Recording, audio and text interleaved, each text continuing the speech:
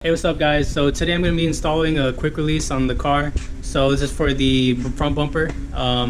So as you can see, I'm going to show you in a little bit. It got all messed up. I hit like a trash bag that was on the road. It was really dark, couldn't see.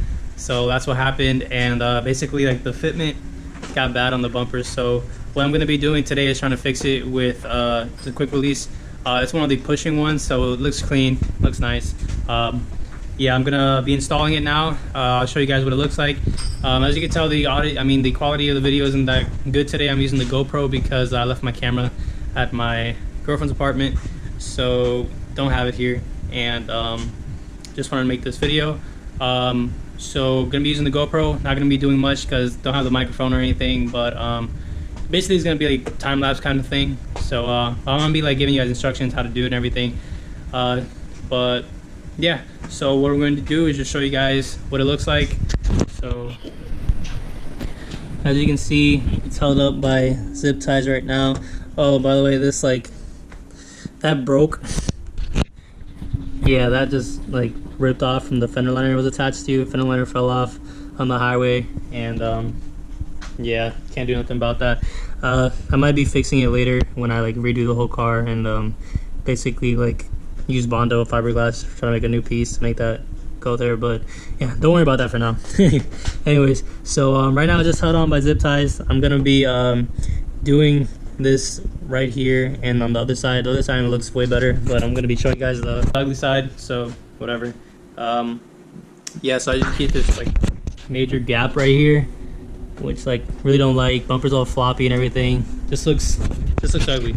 And tomorrow I'm going to Simply Clean with my brother and Misael, and yeah, so I just want the car to be presentable, want to look good, and yeah, let's just get started with this. Got some other stuff I'm going to be doing today, like fixing the rear brakes.